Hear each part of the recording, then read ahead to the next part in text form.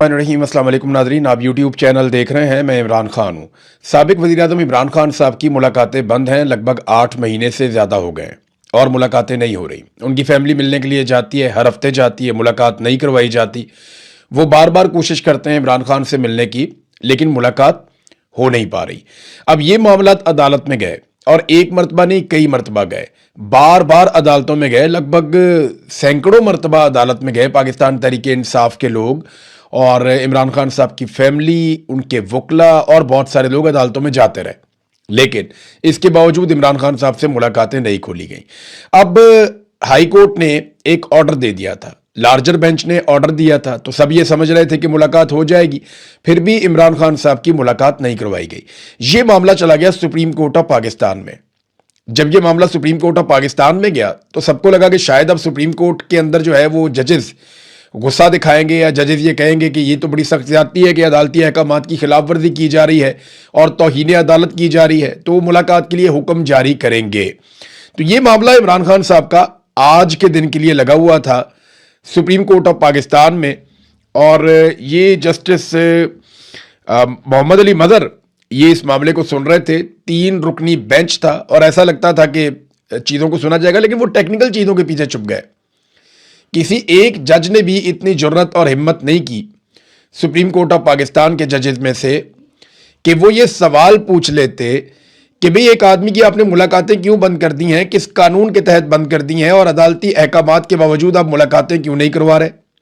बल्कि ये हुक्म भी जारी किया जा सकता था कि आप फौरी तौर पे मुलाकात करवाएं और रिपोर्ट भी हमारे पास लेकर आए। वो ये करने की बजाय टेक्निकल चीज़ों के पीछे छुप गए, और जो 3 रुकनी बेंच है वो अल्लाह अल्लाह करके तो केस लगा था, सारे इंतजार कर रहे थे कि केस लगेगा, लेकिन एक मरतबा भी नहीं पूछा कि जनाब ये 8 महीने से 7 महीने से आपने जो मुलाकातें बंद की हुई हैं इसकी वजह बता दें कि ये मुलाकातें क्यों बंद की हुई हैं, या कोई रीजन तो हमारे सामने रखें। 3 हफ्ते का नोटिस दे दिया हुकूमत ने, उनसे कहा जी हमें 4 हफ्ते का नोटिस चाहिए, इन्होंने 3 हफ्ते का नोटिस दे दिया कि जी 3 हफ्ते के बाद दोबारा आए और वजह बताएं कि इमरान खान की मुलाकात उनकी फैमिली से, उनके वकला से, उनके डॉक्टरों से क्यों नहीं करवाई जा रही। आप अंदाजा करें कि यह है सुप्रीम कोर्ट ऑफ पाकिस्तान की हालत, जहां पे जजेस बोलने से डरते हैं, जहां पे जजेस सवाल उठाने से डरते हैं। आप अंदाजा कीजिए वो सहाफी कितने बहादुर होंगे जो अभी भी सवाल उठा रहे हैं। जहां सुप्रीम कोर्ट के जजेस सवालात उठाने से डर रहे हैं, वहां पे आम लोग सवाल उठाते हैं, फिर उन्हें निशाने इबरत बनाया जाता है, पूरे सिस्टम को यरगमाल बनाया गया है। तो अब 3 हफ्ते का टाइम दे दिया गया, और तीनों जजेस ने, यानी जिसमें जस्टिस मुसर्रत हलाली साहिबा थी, जस्टिस शाहिद बिलाल साहब थे और जस्टिस मोहम्मद अली मजहर। अब ये तो हीरे हैं बहुत बड़े बड़े ये जजेस, जिनको यही समझ नहीं आई कि एक आदमी की, और पूरे पाकिस्तान में नहीं पूरी दुनिया में ये खबर चल रही है, आलमी सतह पे खबर चल रही है, और 3 हफ्ते का मजीद टाइम देकर इन्होंने भिजवा दिया। पंजाब की हुकूमत ने और वफाकी हुकूमत ने मुलाकातों के खिलाफ बात की है, उन्होंने मुखालफत की है। यानी ये बात आपने सिर्फ रिकॉर्ड पे रखनी है कि पंजाब में मरियम नवाज की और नवाज शरीफ की हुकूमत है, वफाक में नवाज शरीफ और शहबाज शरीफ की पीपल्स पार्टी के साथ यानी जरदारी के साथ मिलकर हुकूमत है, और इन दोनों हुकूमतों ने यानी पीपल्स पार्टी और PMLN ने ये मौक़िफ़ इख्तियार किया सुप्रीम कोर्ट ऑफ पाकिस्तान में कि हम मुखालफत करते हैं इस बात की कि इमरान खान साहब की उनकी फैमिली से, वकला से, डॉक्टरों से मुलाकात करवाई जाए। बस ये मैंने सिर्फ रिकॉर्ड पे रखने के लिए कहा है, और मैं अपनी टीम से भी कहूंगा कि ये क्लिप आज की तारीख के साथ काट के रख लें, क्योंकि ये इंसिडेंट हुआ है 20 जुलाई 2026 को। तो कल को कोई ये ना कहे कि जनाब हमारी मुलाकात नहीं हो रही। तो इमरान खान की मुलाकात बड़े लंबे अरसे से नहीं हो रही, और आज मुखालफत की है वफाकी हुकूमत ने और सूबाई हुकूमत ने भी। तो ये सिर्फ रिकॉर्ड पे रखने के लिए है, ताकि कल को जब ये रोएं, पिटें, चीखें मारें, तो इनको ये दिखाया जा सके कि जनाब ये देखिए आपने ये किया था। नाज़रीन, जजेस इंसाफ क्यों नहीं देते, इसके पीछे रीजंस है ना। जो भी इंसाफ नहीं देता या पाकिस्तान तहरीक इंसाफ को कुचलने में, इमरान खान साहब को, उनकी फैमिली को परेशान करने में, उनको सजाएं देने में, उनको जेलों में रखने में अपना किरदार अदा करता है, ये सिस्टम उसे नवाजता है। आप सहाफ़ियों में देख लीजिए, वकला में देख लीजिए, ब्यूरोक्रेसी में देख लीजिए, जो जितना ज़्यादा इमरान खान से लड़ा है, पाकिस्तान के मिलिट्री एस्टेब्लिशमेंट के जर्नैलों ने उतना ही ज़्यादा सिस्टम के ज़रिए उसे नवाजा है। मिसाल के तौर पे अभी 3 जजेस आए हैं اسلام آباد ہائی کورٹ میں نئے ججز لائے گئے ہیں اور اس کے لیے جو اجلاس ہوا اس میں 3 ججز کے نام فائنل کیے گئے. ان میں سے جو ایک جج ہیں وہ شاہ رخ ارجمند ہیں جنہیں لایا گیا ہے. یہ شاہ رخ ارجمند وہ صاحب ہیں جنہوں نے بطور جج، یعنی اب نچلی کورٹ میں جب یہ جج تھے ان کو لایا گیا ہائی کورٹ میں، تو انہوں نے عمران خان صاحب کو اور ان کی اہلیہ بشرا بی بی کو توشہ خانہ 2 کیس میں سزا سنائی تھی. تو دیکھیں کیسا انعام ملا، اب ہائی کورٹ کے جج بن گئے. عمیر مجید ملک صاحب، یہ وہ وکیل صاحب ہیں جو توشہ خانہ کا جو ایک کیس تھا عمران خان صاحب کے اوپر، اس میں ایف آئی اے کی جانب سے بطور پروسیکیوٹر پیش ہوتے رہے ہیں. یعنی یہ بھی عمران خان صاحب کے خلاف معاونت کر چکے ہیں موجودہ حکومت کی اور اسٹیبلشمنٹ کی، لہٰذا انہیں بھی نوازا گیا، یہ بھی بن گئے ہائی کورٹ کے جج. پھر ایک ایاز شوکت صاحب ہیں، یہ ایڈوکیٹ جنرل اسلام آباد میں رہے ہائی کورٹ میں، تو پھر انہیں بھی بنا دیا گیا. تو جو عمران خان کے خلاف جائے گا یا اس کے خلاف کھڑا ہوگا اس کو یہ سسٹم نوازتا ہے، کیونکہ عاصم منیر صاحب کو ایسا لگتا ہے کہ انہیں بہت بڑے پیمانے پہ حمایت چاہیے، انہیں سسٹم کے اندر ہر جگہ اپنے لوگ چاہیے، اور خاص طور پہ وہ لوگ چاہیے جنہوں نے عمران خان کے خلاف ڈیلیور کیا ہوا ہو. دیکھیں نا، جو آدمی عمران خان کے خلاف استعمال ہوگا نا، تو اس رجیم کو اس بات کا اندازہ ہو جائے گا کہ کیونکہ یہ آدمی عمران خان کے خلاف استعمال ہو چکا ہے لہذا اس کو بہتر جگہ پہ پہنچاؤ. اب یہ بھی ڈرے گا کہ عمران خان آ گیا تو پتہ نہیں میرا کیا بنے گا، لہذا یہ بدلہ لینے میں ہماری مدد کرے گا اور اس سسٹم کو بچانے کے لیے پورا زور لگائے گا. اس لیے ایسے سارے ہیرے اکٹھے کیے جاتے ہیں جو اینٹی عمران، پورا نظام جو ہے نا اس وقت پاکستان کا کھڑا ہے بغض عمران میں. پورا نظام پاکستان کا اس وقت کھڑا ہے اینٹی عمران لوگوں کو اکٹھا کر کے، اور ان کے پاؤں زمین پہ نہیں ہے، نہ ان کی کوئی جڑ ہے. یہ ایک جھٹکے میں سارے کے سارے گر جائیں گے اور آپ انہیں گرتا ہوا دیکھیں گے. نورین نیازی عمران خان صاحب کی بہن، ان کے اوپر آپ کو پتا ہے کہ وہ NCCIA نے ایک ایسا انٹرویو جو نشر ہی نہیں ہوا، ایک ایسا انٹرویو جس کو انہوں نے کہا تھا کہ نہیں اس کو نہیں چلانا، حالانکہ اس کے اندر جو کانٹینٹ ہے وہ تو مجھے بھی پسند نہیں ہے، لیکن میرے خیال میں وہ نورین نیازی کو بھی پسند نہیں آیا، یا انہیں یہ سمجھ آ گئی کہ یہ چیز آن ایئر نہیں جانی چاہیے، انہوں نے روک دیا تھا. اور کانٹینٹ کے حوالے سے میں آپ کو بتاؤں، مودی کے ساتھ دوستی کوئی اتنی بری بات تو نہیں ہے. نواز شریف صاحب اپنے گھر میں لے کر آئے اپنی سالگرہ والے دن، نواز شریف اپنی گھر کی ایک شادی کے اندر مودی کو لے کر آئے. یہاں مریم نواز یہاں سے انہیں تحفے بھیجتی ہیں، وہ وہاں سے انہیں تحفے بھیجتے ہیں، وہاں سے ساڑیاں آتی ہیں، سامان آتا ہے، کپڑے آتے ہیں، یہاں سے مینگوز جاتے ہیں، یہ بھی یہاں سے گفٹ بھیجتے ہیں. تو نواز شریف کے جو تعلقات ہیں مودی کے ساتھ وہ ڈھکے چھپے تو نہیں ہیں، اور پاکستان کی اسٹیبلشمنٹ اسے بہت پسند بھی کرتی ہے. تو جرنیلوں کو تکلیف کیا ہو گئی جب انہوں نے یہ کہہ دیا کہ جناب مودی کے ساتھ ان کے تعلقات ہیں. دیکھیں یہ تو انڈیا کا جو اپنا ان کا وزیر خارجہ وہ یہ کہہ چکا ہے کہ ہم نے جب حملہ کرنا تھا ہم نے پاکستان کو پہلے آگاہ کر دیا تھا، پاکستان نے مدارس خالی کروا لیے تھے، اس کے بعد ہم نے وہاں پہ میزائل مارے ہیں. تو نورین تو یہی کہہ رہی ہیں کہ یہ تو ان کا آپس میں تعلق تھا، ان کو پتا تھا ایک دوسرے کیا کرنے جا رہے ہیں. وہ تو بعد میں اللہ بھلا کرے ایئر فورس کا جب انڈیا حد سے آگے گزر گیا تو پاکستان کی ایئر فورس نے انڈیا کے طیارے گرا دیے. اب ایئر فورس کسی بھی صورت میں کسی بھی حیثیت میں آرمی چیف کے انڈر آتی ہی نہیں ہے. آپ کو پتا ہے آئینی اور قانونی حیثیت میں ایئر فورس آرمی چیف کے انڈر نہیں ہوتی، وہ جوائنٹ چیف آف سٹاف کے انڈر ہوتی ہے. آرمی چیف کے انڈر صرف اور صرف بری فوج ہوتی ہے. تو ایئر فورس نے طیارے گرائے، کریڈٹ آرمی چیف نے لے لیا، اور وہ فیلڈ مارشل بھی بن گئے، سارے عہدے بھی لے لیے، استثنا بھی لے لیا، 5 سال کی ایکسٹینشن بھی لے لی. ابھی تو اس کا بھی احتساب ہونا باقی ہے کہ جناب یہ کس چکر میں آپ نے کر دیا. اتنی بڑی زیادتی کی گئی، جنہوں نے کارنامہ کیا انہیں دیا کچھ نہیں، اور ایک آؤٹ سائڈر نے سارا کچھ لے لیا جن کے پاس اس کا اختیار نہیں تھا. یعنی ایئر فورس کو وہ کمانڈ نہیں کرتے، آرمی چیف بڑی فوج کو کمانڈ کرتا ہے، اور ایئر چیف جو ہے وہ ایئر فورس کو کمانڈ کرتا ہے، اور تمام فورسز کے اوپر جوائنٹ چیف ہوتا ہے. اور عاصم منیر صاحب جوائنٹ چیف نہیں تھے. نورین نیازی صاحبہ نے جواب جمع کروایا NCCIA کو، اور ان کے وکیل کے ذریعے سے انہوں نے جواب جمع کروایا. انہوں نے کہا قانونی حیثیت تو بتائیں نا، آپ نے کس حیثیت میں ہمیں یہ نوٹس بھیجا ہے. دوسرا انہوں نے جو نوٹس کے اندر الزامات ہیں انہوں نے کہا قانونی شکیں ذرا اس کی واضح کریں کہ آپ نے کس بنیاد کے اوپر یہ شکیں لگائی ہیں. پھر انہوں نے کہا جی تفصیلات بھی دینا ہمیں، کہ یہ ساری تفصیلات بتائیں کہ وہ حالات و واقعات آپ کیا چاہتے ہیں، کون سی چیز آپ کو بری لگی اور کیسے بری لگی ہے یہ بھی آپ بتائیں. پھر انہوں نے کہا قانون کے دائرے میں مکمل تعاون کی یقین دہانی کرواتی ہوں، میں پورا تعاون کروں گی. انہوں نے کچھ وقت بھی مانگ لیا، اس کی وجہ یہ ہے کہ وہ کہہ رہے ہیں کہ پہلے آپ ہمیں بتائیں کہ آپ کو کیا کچھ چاہیے اور کس بنیاد پہ چاہیے اور یہ کارروائی آپ کس بنیاد پہ کر رہے ہیں, اور پھر ہمیں ٹائم دیں تاکہ ہم آپ کو پراپر اس کا جواب دے سکیں. دیکھیں, اس کو وائرل جس نے کیا نا وہ پھنسے گا. یہ تو دو لوگوں کی بات چیت ہے نا, آف دی ریکارڈ ہو گئی. جس نے اس کو وائرل کیا اس کو پھنسنا چاہیے. اور یہ وائرل کیا گیا باقاعدہ ٹاؤٹس کی جانب سے. ٹاؤٹس نے اس بیانیے کو پھیلایا ہے. تو ملٹری اسٹیبلشمنٹ خود سے ایسی چیزوں کو کیوں پھیلاتی ہے؟ فضل الرحمان صاحب کا آپ مثال لے لیں, انہیں تو کسی قسم کا کوئی نوٹس نہیں کیا گیا. فضل الرحمان کے اوپر مقدمہ کرنے سے بھی حکومت گھبراتی ہے, وہ نہیں کرتی. وہ ایسا کیوں نہیں کرتی؟ یہاں پہ ناظرین میں نے آپ کو ایک اور چیز دکھانی ہے. یہ محمد وسیم خان صاحب ہیں, یہ سب انسپیکٹر ہیں NCCIA کے, اور یہ اسلام آباد میں. زیادہ تر جو مقدمات ہو رہے ہیں نا, زیادہ تر جو کاروائیاں ہو رہی ہیں یا انکوائریاں کھل رہی ہیں, اس میں یہ صاحب مدعی بنتے ہیں اور یہ صاحب نوٹس جاری کرتے ہیں. محمد وسیم خان یہ سب انسپیکٹر ہے NCCIA کا. یہ کون ہے؟ یہ کہاں سے آیا ہے؟ یہ کس ادارے سے یہاں پہنچایا گیا ہے؟ اور یہ یہاں پہ کس کام پہ لگا ہوا ہے؟ اور کس کس کو اس نے نوٹسز جاری کر دیے ہیں؟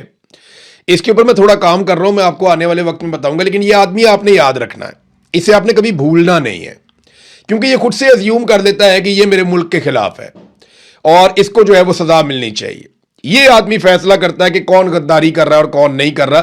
یہ ایک بہترین پرزے کے طور پہ کام کر رہا ہے محمد وسیم خان. تو کس حیثیت میں کر رہا ہے اور کون اسے احکامات جاری کرتا ہے کہ جناب آپ یہ والا کام کیجئے؟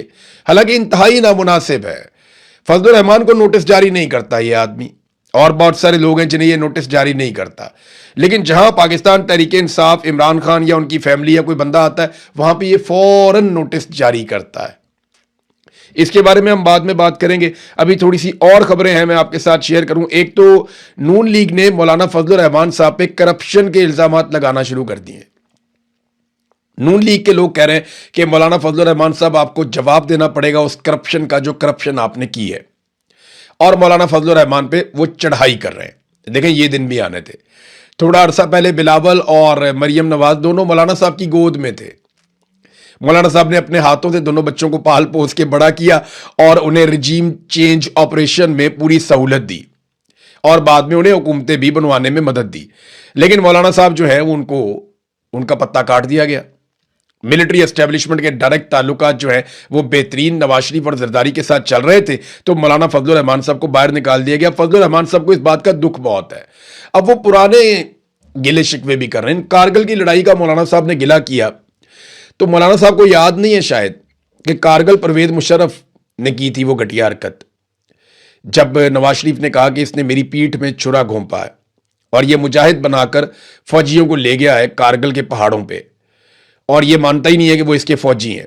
اور وہاں پہ سینکڑوں لاشیں پڑی ہوئی تھیں, میتیں فوجیوں کی شہداء کی پڑی ہوئی تھیں, اس کو اٹھانے کے لیے تیار نہیں تھا, اور انڈیا نے امانتاً دفنایا تھا. فضل الرحمان نے یہ کہانی تو سنائی, لیکن فضل الرحمان نے یہ نہیں بتایا کہ اسی جرنیل کو بعد میں فضل الرحمان نے بہت سپورٹ کیا.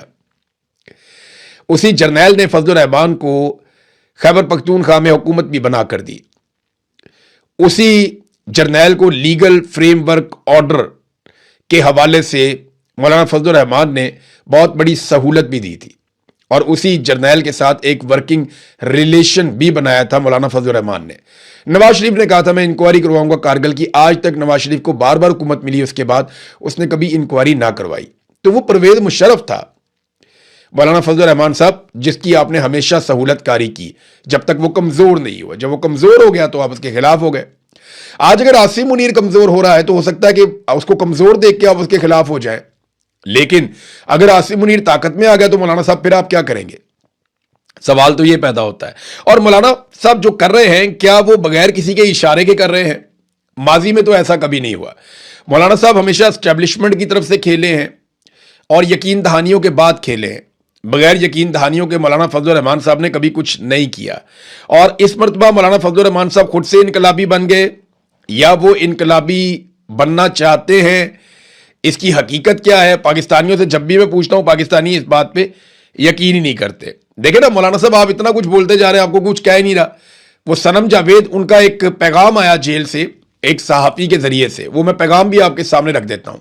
ایک جرنلسٹ ہیں, میں ابھی نام لوں گا ان کے لیے پرابلم ہو جائے گا, لیکن صنم جاوید نے ان کے ذریعے سے مجھ تک ایک پیغام پہنچایا, ان کے بہت قریبی سورسز نے.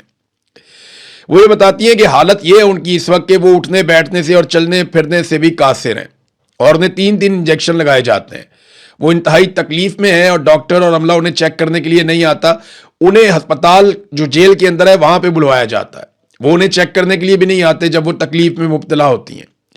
और वहां पे उन्हें ऐसा लगता है, ये भी उन्होंने कहा कि मुझे ऐसा लगता है जो मेरे साथ किया जा रहा है ना, ये मेरा कोई बहुत बड़ा नुकसान कर देंगे और मेरी जान खतरे में है जो अभी किया जा रहा है। क्योंकि देखिए आसिम मुनीर साहब को और मौजूदा मिलिट्री एस्टेब्लिशमेंट को सनम जावेद पे बराह रास्त बहुत गुस्सा है कि ये एक छोटी सी लड़की है, ये हमसे टूट ही नहीं रही, ये हमसे हार ही नहीं रही।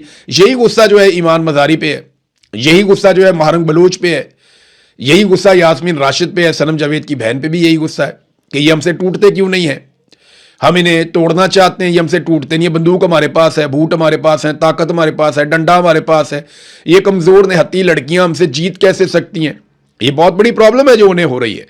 तो वहां जेल के अंदर एक डॉक्टर है, डॉक्टर मुबशरा, उन्होंने बताया कि मुझे ऊपर से ऑर्डर है कि ये जिए या मरे, कोशिश करनी है कि हत्तुल इम्कान कोशिश करनी है कि जेल से बाहर इन्हें इलाज के लिए ना भिजवाया जाए। अब ये एक सहाफी के जरिए पैगाम आया मुझे और वो बहुत सीरियस है सिचुएशन। यानी मैं आपको फौरन इसलिए बता रहा हूं कि अगर कल को कोई खबर आती है या कोई चीज होती है तो ये रिकॉर्ड के ऊपर रहे कि सबको पहले से इल्म था, कुछ भी अचानक नहीं हो रहा था। तो सनम जावेद की हालत बहुत खराब है और मिलिट्री एस्टेब्लिशमेंट अपना गुस्सा उतार रही है। नाज़रीन, नवाज शरीफ ने बिलाखिर फैसला किया कि वो मुजफ्फराबाद भी जाएंगे और मीरपुर भी जाएंगे, इसकी खबर भी शाया करवा दी गई है। और मुजफ्फराबाद में क्योंकि देखें ना, जो ब्रिगेडियर हैं फाइक, जो सेक्टर कमांडर हैं आज़ाद कश्मीर में, वो नवाज शरीफ से इश्क करते हैं, उन्हें नवाज शरीफ से बहुत मोहब्बत है और वो इसका बरमला इजहार भी करते हैं। कई मुलाकातों में कई जगहों पे वो ये कह चुके हैं कि नवाज शरीफ से उनको इश्क है और नवाज शरीफ जो है वो इसने इस मुल्क के लिए जितनी कुर्बानी दी है किसी और ने नहीं दी, ये ब्रिगेडियर फाइक का मानना है। तो वो पूरी कोशिश करेंगे कि नवाज शरीफ के जलसे कामयाब हों। सिक्योरिटी के हसार के अंदर नवाज शरीफ को एक बंद एनवायरनमेंट के अंदर माहौल प्रोवाइड किया जाएगा कि वो जलसे कर सकें मीरपुर में भी और मुजफ्फराबाद में भी। क्योंकि मियाँ साहब ये कह रहे थे देखो बिलावल को आपने आने दिया है, मुझे मौका नहीं मिल रहा, तो मियाँ साहब को अब मौका फराहम किया जाएगा कि वो आएँ और आकर आज़ाद कश्मीर के अंदर हल्का फुल्का जो भी वो कर सकते हैं बंद एनवायरनमेंट में जितने बंदे इकट्ठे किए जा सके, मियाँ साहब का जलसा करवाया जाएगा।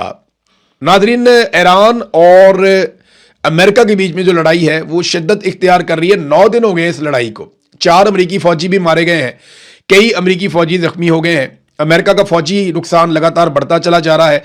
इस हवाले से ना मेरे पास 2 चीजें हैं। एक तो आप ध्यान में ये रखें कि उर्दन के ऊपर ईरान सबसे ज्यादा अटैक कर रहा है क्योंकि उर्दन एक अहम कड़ी है और आलमी तज्जियाकार ये कह रहे हैं कि एक्चुअली ईरान इसराइल को निशाना बनाना चाहता है, लेकिन इसराइल का दिफा करने वाली जो आखिरी और सबसे अहम तरीन हिफाजती तय है वो उर्दन है। बराह रास्त हमलों की बढ़ती हुई शरह कुवैत, बहरीन और कतर वगैरह में तबाह होने वाले रेडार्स और दीगर अमरीकी आलात का बराह रास्त नतीजा है और इसके साथ ही फिजाई दिफाई इंटरसेप्टर्स की कमी भी इस सारे अमल में शामिल है कि अब वो जो दिफा करने का एक पूरा निजाम है ना इसराइल को बचाने के लिए, वो कमजोर हो रहा है। यानी पिछले कई सालों के दौरान सेंटकॉम ने अरब ममालिक को इसराइल की हिफाजत करने वाले एक हिफाजती गुंबद के तौर पे तैयार किया था। यानी उन्होंने एक ऐसी लेयर बनाई थी कि अगर ईरान की तरफ से कभी भी इसराइल पे अटैक आए तो अरब ममालिक में ऐसा सिस्टम लगा हो कि इसराइल तक वो बम, वो मिसाइल, वो ड्रोन जा ही ना सके। और ऐसा हुआ भी, बहुत बड़े पैमाने पे चीजों को रास्ते में रोका गया। अब ईरान जो रास्ते में लगे हुए सारे हथियार हैं या रेडार हैं या इंटरसेप्टर हैं वो उनका मुकाबला कर रहा है, उन्हें तेजी से तबाह कर रहा है और इसराइल अपने मिसाइल भेजने के लिए अगर कोई रुकावटें हैं तो उन्हें दूर कर रहा है, इसलिए वो उर्दन में ज्यादा अटैक करता है। जबकि अमेरिका ईरान को लगातार कमजोर करने के लिए अपने फिजाई हमले जारी रखे हुए है।